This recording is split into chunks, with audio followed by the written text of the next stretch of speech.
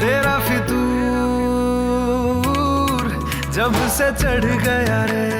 Casting couch एक ऐसी reality जो अक्सर पर्दे के पीछे छुपी रहती है, लेकिन जिसका इम्पैक्ट नए कलाकारों के सपनों को चकनाचूर कर देता है। तुम क्या किस बारे में बात कर रहे हो? Talk about casting couch. Yeah, there's a lot of give and take.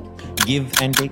क्या आप जानते हैं कि आपके फेवरेट गाने के पीछे की स्टोरी क्या है और जिन कलाकारों को आप स्क्रीन पर देखते हैं उन्हें वहां तक पहुंचने के लिए किन चैलेंजेस का सामना करना पड़ता है? Protest actually and reject this casting couch tradition. It can actually be eradicated. Why does anybody need to compromise? It has to be a talent and merit oriented industry. It cannot be based on a compromise. आज हम इन्हीं सवालों के जवाब ढूंढेंगे और जानेंगे कि कैसे पावर और ग्लैमर की आड़ में टैलेंट का शोषण किया जाता है। तड़प तड़प के इस दिल से आह निकलती रही, मुझको सजा दी। कास्टिंग काउच का मतलब होता है कि कुछ इन्फ्लुएंशियल लोग अपनी पावर का मिसयूज करते हुए नए और इमर्जिंग टैलेंट्स को अनैतिक तरीके से एक्सप्लॉइट करते हैं। फिल्म और म्यूजिक इंडस्ट्री दोनों में ही ऐसे केसेस रिपोर्ट हुए हैं जहां आर्टिस्ट्स को अनफेयर कॉन्ट्रैक्ट्स, लो पे स्केल और अब्यूजिव बिहेवियर्स का सामना करना पड़ा है। जिंदगी ने जिंदगी भर गम दिए।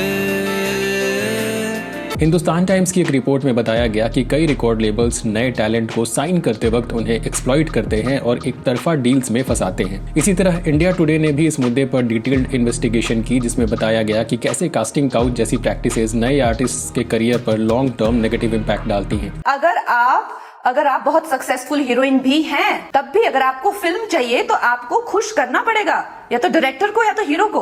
कई आर्टिस्ट्स ने खुलकर बताया कि कैसे उन्हें इंडस्ट्री में एंट्री पाने के लिए अनएथिकल डिमांड्स का सामना करना पड़ा, और ये सिर्फ फिल्म इंडस्ट्री ही नहीं बल्कि म्यूजिक इंडस्ट्री में भी काफी प्रिविलेंट है, बस उतना डायरेक्ट या खुल्लम खुल्ला नहीं है। रूम में गई चेंज करने के लिए, तो वो आए वहाँ पे और उन्होंने बोला कि एक क्रीम है, ये क्रीम आप कपड़े चेंज करने से पहले अपने चेस्ट पर ये क्रीम लगा लेना। तो उन्होंने जबरदस्ती से वो क्रीम मेरे चेस्ट पर लगा रहे थे और मैंने किसी तरह उनको हाथ झटक के मैंने बोला बस हो गया, मुझे अब और नहीं करना। म्यूजिक इंडस्ट्री में कास्टिंग काउच की बात करने का मतलब केवल फिजिकल एक्सप्लॉयटेशन नहीं होता, इसमें साइकोलॉजिकल प्रेशर, मैनिपुलेशन और कंटिन्यूअस कॉम्प्रोमाइज शामिल होते हैं। कुछ हाई प्रोफाइल पर्सनालिटीज जैसे सोनू निगम ने भी अपने इंटरव्यूज में इस मुद्दे पर बात की और बताया कि कैसे पावर इम्बैलेंस और इंडस्ट्री पॉलिटिक्स ने कई बार जेन्युइन टैलेंट को डिस्करेज कर दिया।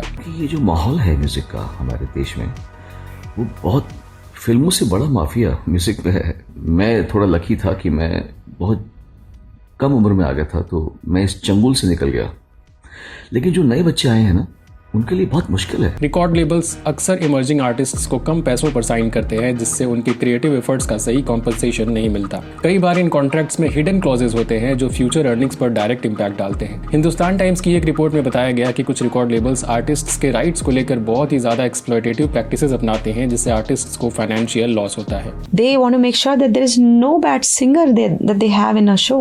तो फिर कौन जीतेगा? Exactly, right?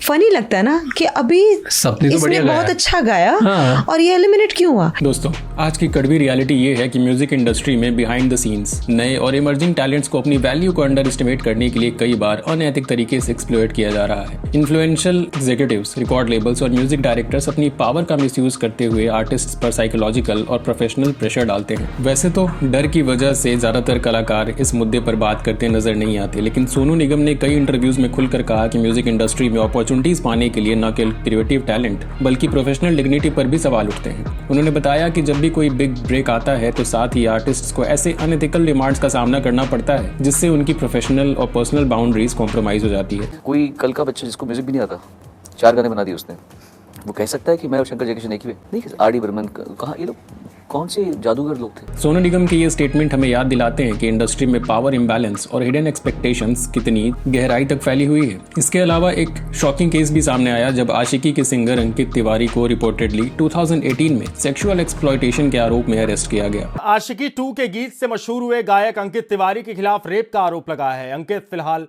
हिरासत। इन दो हाई प्रोफाइल एग्जांपल्स के अलावा कई इंडिपेंडेंट म्यूजिशियंस और लेसर नोन प्लेबैक सिंगर्स ने भी कॉन्फिडेंशियल इंटरव्यूज में बताया कि जब वे बड़े रिकॉर्ड लेबल्स के पास अपना डेमो भेजते हैं तो उन्हें अक्सर ऐसी कंडीशंस का सामना करना पड़ता है जो उनके क्रिएटिव एफर्ट्स को एक्सप्लॉइट करती हैं। इन आर्टिस्ट्स ने यह भी बताया कि उन्हें ऑडिशंस के दौरान पर्सनल फेवर्स की मांग की जाती है या फिर उन्हें ऐसे कॉन्ट्रैक्ट्स में फंसाया जाता है जिनमें अनबैलेंस्ड क्लॉजेस होते हैं, जिससे उनके फ्यूचर अर्निंग्स और क्रिएटिव फ्रीडम पर लॉन्ग टर्म नेगेटिव इम्पैक्ट पड़ता है। अनफॉर्चुनेटली इन केसेस की रिपोर्टिंग कम इसलिए इसलिए होती है क्योंकि अफेक्टेड आर्टिस्ट्स अक्सर रिट्रीब्यूशन के डर से अपनी पहचान छुपा लेते हैं। इंटरनेशनल कॉन्टेक्स्ट में भी ऐसे केसेस सामने आए हैं, जैसे कान्ये वेस्ट और 50 सेंट जैसी इंटरनेशनल सेलिब्रिटीज ने अपने करियर जर्नीज में ऐसे अनएथिकल प्रैक्टिसेस के बारे में खुलकर बात की, जिससे ये क्लियर होता है कि ये इश्यूज सिर्फ इंडियन म्यूजिक इंडस्ट्री तक तो लिमिटेड नहीं है। हालांकि भारत में इंडस्ट्री इनसाइडर्स और जर्नलिस्ट्स ने बार बार ये बताया कि एक्सप्लॉयटेशन और कास्टिंग काउच की प्रैक्टिसेस की वजह से जेन्युइन टैलेंट को फेयर रिकॉग्निशन और एडिक्वेट कंपनसेशन नहीं मिल पाता। इसी कॉन्टेक्स्ट में पयोला कल्चर भी एक बड़ा मुद्दा है। पयोला का मतलब होता है कि रेडियो स्टेशंस या डिजिटल प्लेटफॉर्म को पैसे देकर किसी स्पेसिफिक ट्रैक को हाई प्रायोरिटी पर प्ले करवाना। इस सिस्टम में जेन्युइन टैलेंट के मुकाबले उन ट्रैक्स को बूस्ट किया जाता है जिनमें मनी ड्रिवन डिसीजंस होते हैं। इंडिया टुडे ने इस मुद्दे पर बताया था कि कई आर्टिस्ट्स के ट्रैक्स को एयर प्ले में तब्दील करने के लिए रिकॉर्ड लेबल्स मोटी रकम खर्च करते हैं, जिससे कंपटीशन खत्म हो जाता है। Music industry is designed to rip off an artist. Found Jay-Z's auditor. And this guy said, "I'll do it. I'm not going to charge you up front. I'm going to take a piece." And I was like, "Okay." And he finds over $600,000 at the label head. कुछ Insiders ने अपने interview में कहा कि पेयोला system ने industry की integrity को पूरी तरह से कॉम्प्रोमाइज कर दिया है। उन्होंने बताया कि सच्चे टैलेंट की वैल्यू कम हो गई है क्योंकि पैसा ही सबसे बड़ा फैक्टर बन चुका है। ऐसे में आर्टिस्ट्स को अपनी मेहनत के बदले वही रिकॉग्निशन नहीं मिल पाता जो उन्हें असल में मिलना चाहिए था। I need to be number 22. I need to be number 6. Or in one or two cases, I need to be number 1. And he would do it. इस पूरी प्रक्रिया में एक्सप्लॉयटेशन सिर्फ फाइनेंशियल एस्पेक्ट तक लिमिटेड नहीं है, बल्कि क्रिएटिव फ्रीडम और करियर ग्रोथ पर भी असर होता है। कई बार आर्टिस्ट को ये फील होता है कि उनके काम का ट्रू वैल्यू रिकॉर्ड लेबल्स द्वारा रिकॉग्नाइज नहीं किया जा रहा। इसके अलावा पयोला कल्चर से मार्केट में बायस्ड कंटेंट प्रमोट होता है, जिससे ऑडियंस को भी सही क्वालिटी या सही म्यूजिक नहीं मिल पाता।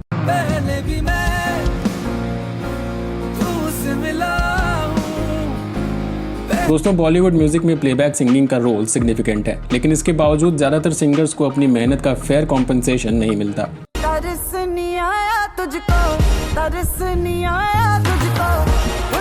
प्लेबैक सिंगर्स जो फिल्मों के सोल कहे जाने वाले गाने गाते हैं, अक्सर फिक्स्ड कॉन्ट्रैक्ट्स पर काम करते हैं। इन कॉन्ट्रैक्ट्स में परफॉर्मेंस बेस्ड इंसेंटिव या रॉयल्टी स्ट्रक्चर का मेंशन कम ही देखने को मिलता है। कुछ मीडिया रिपोर्ट्स में बताया गया कि कई एस्टैब्लिश्ड सिंगर्स ने खुलकर कहा कि उन्हें ब्लॉकबस्टर फिल्मों के बावजूद उनके कंट्रीब्यूशन का फेयर शेयर नहीं मिला। So the popular belief is that as singers we get paid to sing a song, and that's not true. Report के मुताबिक जब फिल्म का रेवेन्यू स्काई रॉकेट होता है तो भी सिंगर्स के अर्निंग मॉडल में कोई भी इंक्रीमेंट देखने को नहीं मिलता। कई आर्टिस्ट बताते हैं कि इंडस्ट्री में पे स्केल का स्ट्रक्चर बहुत ही ज्यादा रिजिड है और आर्टिस्ट को उनके क्रिएटिव इनपुट और मेहनत के मुताबिक कॉम्पनसेशन नहीं मिल पाता। टाइम्स ऑफ इंडिया ने भी इस मुद्दे पर लिखा था कि कई बार सिंगर्स को एडवांस पेमेंट दिया जाता है जो बाद में रॉयल्टीज या परफॉर्मेंस बेस्ड बोनसेस के रूप में एडजस्ट नहीं किया जाता।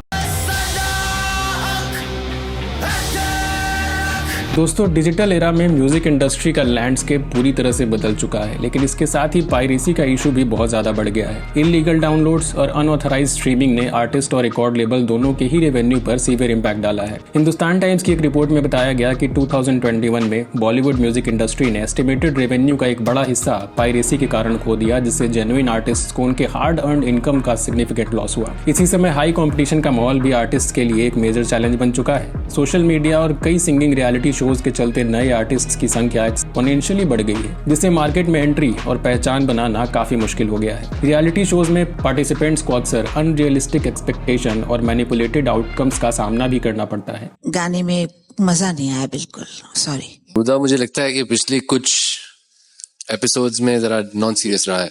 रियलिटी शोज में पार्टिसिपेशन करते वक्त कॉन्टेस्टेंट्स को सिर्फ स्टेज पर अपनी सिंगिंग स्किल्स को नहीं दिखानी पड़ती, बल्कि back stage politics, unrealistic expectation और मैनिपुलेटेड आउटकम का भी सामना करना पड़ता है। कई रिपोर्ट्स और इंटरव्यूज में बताया गया कि ये शोज अक्सर ओवर हाइप्ड होते हैं, जहां रियल टैलेंट की जगह प्रोडक्शन वैल्यू और पर्सनल प्रेफरेंसेस को ज्यादा इंपॉर्टेंस दी जाती है। एक इन्वेस्टिगेटिव आर्टिकल में बताया गया कि कई बार प्रोड्यूसर्स अपने फेवरेट कॉन्टेस्टेंट को एक्स्ट्रा स्क्रीन टाइम और बैक स्टेज सपोर्ट देते हैं, जिससे फेयर कॉम्पिटिशन की उम्मीदों पर पूरी तरह पानी फिर जाता है। एक क्लासिकल सॉन्ग गाया था, बहुत ही बेसुरा गाया था, हम सब ने उसको 10 दिए और हो सकता है उनके गान ज्यादा अच्छे हो मेरे से, लेकिन मैंने खुद दिए।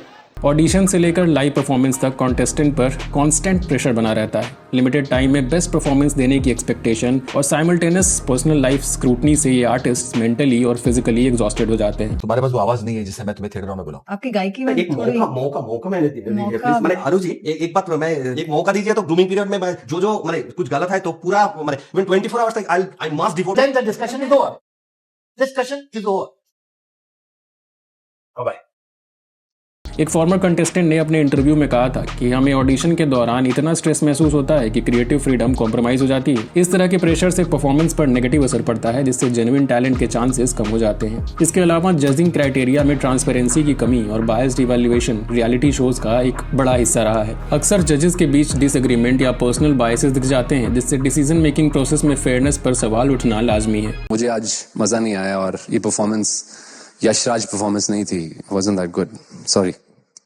कुछ केसेस में ये भी देखा गया कि कॉन्टेस्टेंट्स को शो में आगे बढ़ने के लिए एक्स्ट्रा ट्रेनिंग और मेंटोरिंग भी दी जाती है, जो कि अनइक्वल अपॉर्चुनिटीज का सीधा सीधा संकेत है। टाइम्स ऑफ इंडिया ने भी इस मुद्दे पर प्रकाश डाला कि बैक स्टेज पॉलिटिक्स और फेवरेटिज्म के कारण कई टैलेंटेड आर्टिस्ट्स को डिजर्व्ड एक्सपोजर नहीं मिल पाता, जिससे उनका करियर शुरू होने से पहले ही खत्म हो जाता है। डिजिटल प्लेटफॉर्म्स पर शो की कवरेज और सोशल मीडिया प्रेजेंस पर भी भारी दबाव होता है। कंटेस्टेंट्स को आर्टिफिशियली इन्फ्लेटेड पॉपुलैरिटी मैट्रिक्स के आधार पर जज किया जाता है, जिससे रियल ऑडियंस कनेक्ट और आर्टिस्टिक डेप्थ को इग्नोर कर दिया जाता है। कुछ रिपोर्ट्स में यह भी सामने आया कि प्रोड्यूसर्स खुद ही कुछ खास कंटेस्टेंट्स की इमेज को शेप करने में लगे रहते हैं, जिससे रियल टैलेंट ओवरशैडो हो जाता है।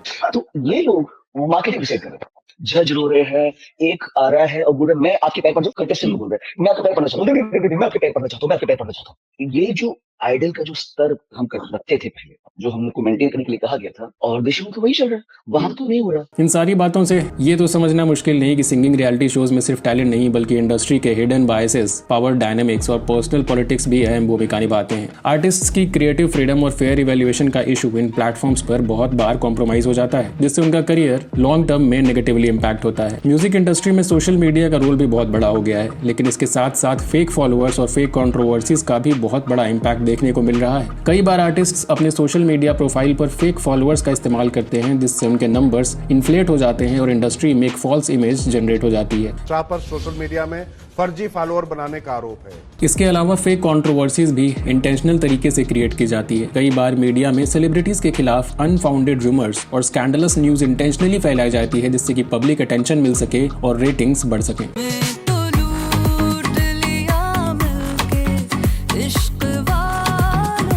साथ ही एक रीसेंट न्यूज क्लिप में बताया गया कि फेक सोशल मीडिया एंगेजमेंट ने रियल टैलेंट की क्रेडिबिलिटी को कम कर दिया है। जब आर्टिस्ट्स के प्रोफाइल्स पर आर्टिफिशियली इन्फ्लेटेड नंबर सामने आते हैं, तो ऑडियंस और इंडस्ट्री इनसाइडर्स दोनों ही अक्सर इन मैट्रिक्स पर संदेह करने लगते हैं, जिससे जेन्युइन एफर्ट्स की एप्रिसिएशन में कमी आ जाती है। इन सभी फैक्टर्स के चलते आर्टिस्ट को अपनी क्रिएटिव जर्नी में कई तरह के एडिशनल चैलेंजेस का सामना करना पड़ रहा है। फेक फॉलोअर्स और कंट्रोवर्सीज ने न केवल उनकी पब्लिक इमेज को अफेक्ट किया, बल्कि कास्टिंग काउच जैसी एक्सप्लॉटेटिव प्रैक्टिसेस के साथ मिलकर उनके करियर प्रोस्पेक्ट को भी सीवियरली अंडरमाइन कर दिया है। इंडस्ट्री में ट्रांसपेरेंसी और अकाउंटेबिलिटी की कमी की वजह से जेन्युइन टैलेंट अक्सर अनफेयर कंपटीशन और बायस्ड मीडिया नैरेटिव में फंस कर रह जाते हैं। भाई साहब, ये क्या हो रहा है? Indian Idol, Sony TV company, news channel, media channel में सभी से रिक्वेस्ट करता हूँ, ये जो बाकी सिंगर आए हुए हैं इनका भला सोचें। इनके भी घर में माँ बाप हैं, ये भी किसी की औलाद है, इनके साथ गलत व्यवहार ना करिए। दोस्तों, आज के इस वीडियो में हमने म्यूजिक इंडस्ट्री की उन कई डार्क रियलिटीज पर रोशनी डाली है, जो न सिर्फ एक्सप्लॉयटेशन, पयोला कल्चर, लो पे out, piracy issues, high competition, manipulated reality shows, fake follower और फेक कंट्रोवर्सीज तक सीमित हैं, बल्कि कास्टिंग काउच जैसी अनएथिकल प्रैक्टिस को भी छुपाते हैं। इन सभी मुद्दों ने हमें ये सोचने पर मजबूर कर दिया है कि हमारी फेवरेट इंडस्ट्री में सुधार की कितनी जरूरत है। अगर हम एक ऑनेस्ट और थ्राइविंग म्यूजिक इंडस्ट्री चाहते हैं, तो हमें ये सुनिश्चित करना होगा कि रिकॉर्ड लेबल्स, प्रोमोटर और इन्फ्लुएंशियल एग्जीक्यूटिव अकाउंटेबिलिटी के साथ काम करें।